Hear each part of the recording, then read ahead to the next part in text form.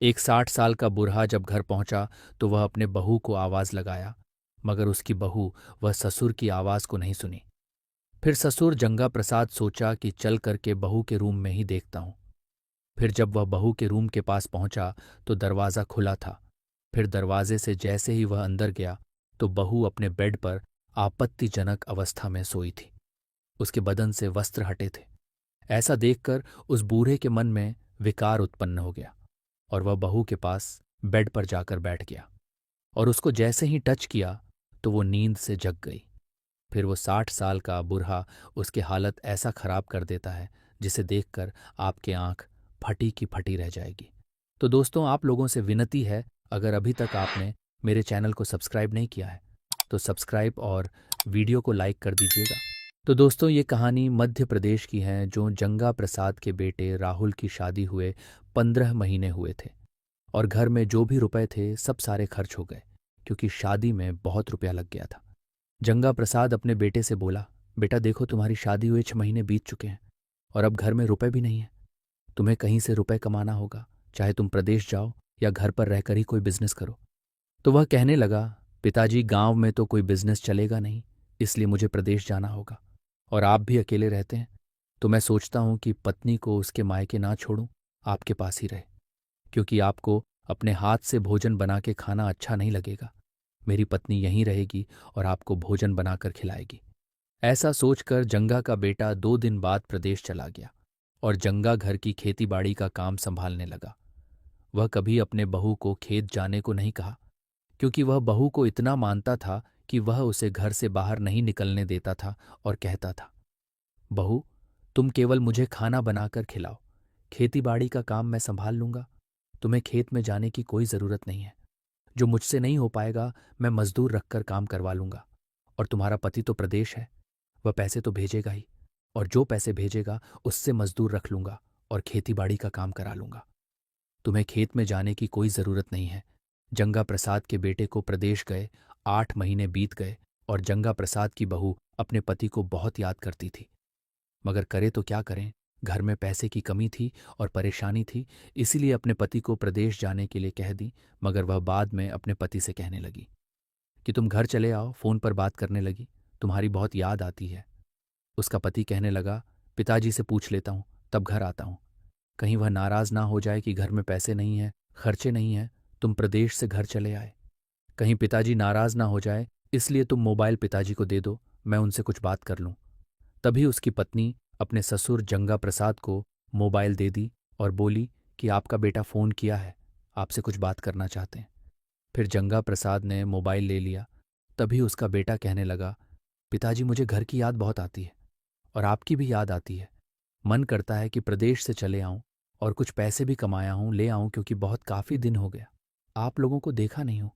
तभी वह कहने लगा, ठीक है बेटा, अभी धान की कटाई चलने वाली है, तुम धान कट जाने के बाद में आओ, कम से कम 1 महीने के बाद में आओ, तब तक कुछ रुपए कमा लोगे। क्योंकि धान की कटाई करवाना पड़ेगा, मजदूर रखना पड़ेगा और धान दबाना भी पड़ेगा। उसमें रुपए खर्च होंगे। अगर तुम वहां रहोगे तो कुछ रुपए कमा लोगे और धान की कटाई खत्म हो जाएगी। और सारा धान जब घर में आ जाए तब मैं तुम्हें फोन करूंगा और बताऊंगा तुम चले आना, क्योंकि यहां आने से क्या फायदा, जब पैसे नहीं होंगे तो कैसे काम होगा। तभी जंगा प्रसाद का बेटा बोला, ठीक है पिताजी, जब आप फोन करोगे तभी मैं आऊंगा। ऐसा कह करके उसने कॉल को कट कर दिया। तभी जंगा प्रसाद अपने बहू का मोबाइल उसके हाथ में दे दिया। फिर थोड़ी देर बाद जंगा प्रसाद का बेटा राहुल अपने पत्नी के पास फोन किया और उससे बोला, पिताजी कहे हैं कि अभी धान की कटाई चलने वाली है, धान कट जाने दो और सारा अनाज घर में आ जाए, फिर मैं आता हूं, क्योंकि यहां रहूंगा तो कुछ रुपए कमा लूंगा।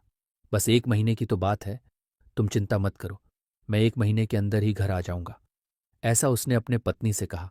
तभी उसकी पत्नी बोली, ठीक है, 1 महीना किसी तरह आपकी याद में और रहूंगी और समय बिताऊंगी, और 1 महीने बाद आप आ जाओगे तो थोड़ा दिल को सुकून मिल जाएगा।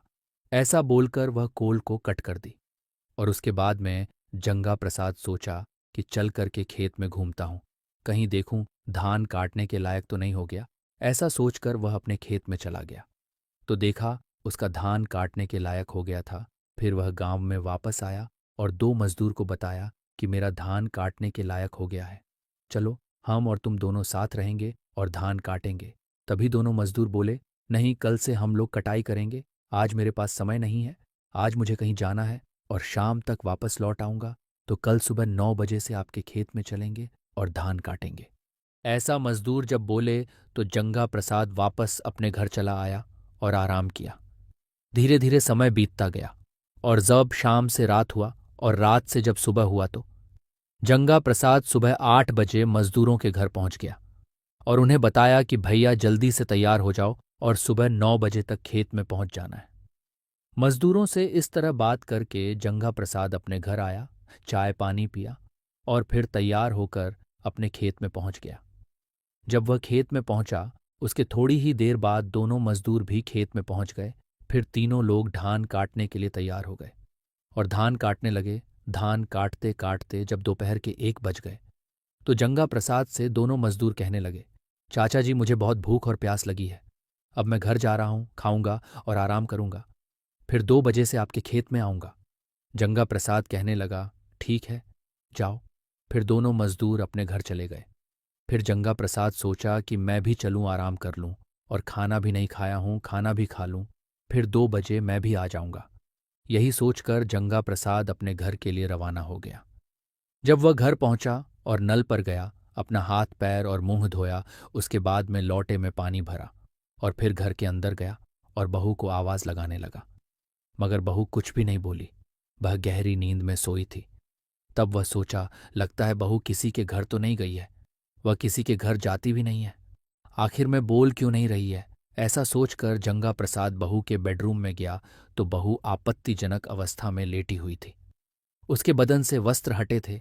ऐसा देखकर जंगा प्रसाद के मन में विकार उत्पन्न हो गया और वह बहू के बगल बेड पर जाकर बैठ गया और उसकी उंगली पकड़कर उसे जगाने लगा। तभी वह अचानक जागी और ससुर को देखी कि ससुर मेरे बगल बेड पर बैठे हैं। ऐसा देखकर वह हैरान हो गई और वह उठी और तुरंत किचन में गई और खाना परोस कर थाली लेकर आई और अपने ससुर को दी। और ससुर बहू के बेड पर बैठकर ही भोजन करने लगा। फिर बहू भी आकर अपने बेडरूम में बेड के बगल एक कुर्सी पर बैठ गई और ससुर उसे प्यार भरी नजरों से देखने लगा। बहू भी अपने ससुर को देखकर हैरान हो गई। फिर धीरे धीरे समय बीतता गया, रात हुआ और जब रात हुआ तो बहू अपने बेडरूम में सोई थी। ससुर रात के 12 बजे अपने बहू के बेडरूम में गया और वह भी बहू के बगल बेड पर लेट गया। जैसे ही ससुर बेड पर लेटा तभी बहू जाग गई और अपने ससुर को अपने पास लेटते देख हैरान हो गई। तभी ससुर कहने लगा, बहू, मुझे तुमसे प्यार हो गया है। बहू जब ससुर से इस तरह की बात सुनी तो वह मुस्कुराई। फिर वह अपने ससुर के गले लग गई और दोनों एक दूसरे को प्यार करने लगे। मगर प्यार का परवान इस कदर हुआ कि दोनों के बीच अवैध संबंधों का सिलसिला भी शुरू हो गया। अब जंगा प्रसाद की बहू ससुर जंगा प्रसाद की दीवानी हो गई और जंगा प्रसाद भी बहू का दीवाना हो गया। दोनों हर रात पति पत्नी की तरह रहने लगे। उधर जंगा प्रसाद का बेटा प्रदेश में था, जबकि उसकी पत्नी को 5 दिन हो गया अपने पति से बात किए हुए।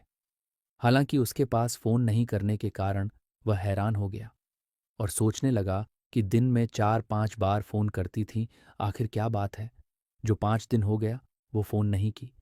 ऐसा सोचकर उसने अपनी पत्नी के पास फोन किया तो वह बिना मन से ही अपने पति से बात करने लगी। वह पूछने लगा, क्या बात है? तबीयत तो नहीं खराब है? तुम अच्छी तरह से बोलती क्यों नहीं हो?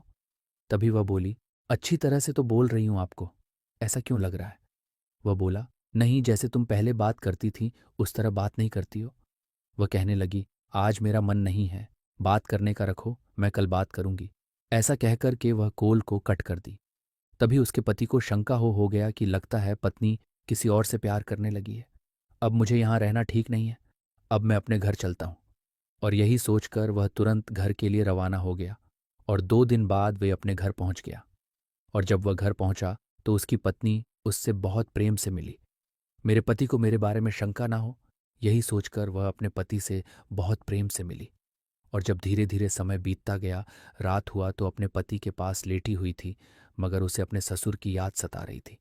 जब उसका पति सो गया तब वह अपने ससुर के पास गई और जैसे ही वह अपने ससुर के पास पहुंची तभी उसका पति जाग गया और पत्नी को बिस्तर पर ना पाकर उसे ढूंढने लगा। और जब वह ढूंढते ढूंढते अपने पिता के पास पहुंचा तो देखा कि उसके पिताजी और उसकी पत्नी दोनों एक दूसरे के साथ संबंध बना रहा है। ऐसा देखकर वह क्रोध से आग बबूला हो गया और अपने पत्नी को तुरंत बाइक पर बिठाया और ले जाकर के उसके मायके छोड़ आया और कहने लगा, अब अपने बेटी को अपने पास ही रखो, मुझे इसकी कोई ज़रूरत नहीं है। और फिर वहीं से वह प्रदेश चला गया। तो दोस्तों, आजकल समाज में इस तरह के अपराध बढ़ते जा रहे हैं। आपराधिक मानसिकता को समझे, आपराधिक मानसिकता वाले व्यक्तियों से दूर रहे, सावधान रहे, सतर्क रहे और अपने परिवार को सुरक्षित रखें। आप स्वयं भी सुरक्षित रहें। दोस्तों, ये घटना बताने का मकसद किसी की भावनाओं को ठेस पहुंचाना नहीं है।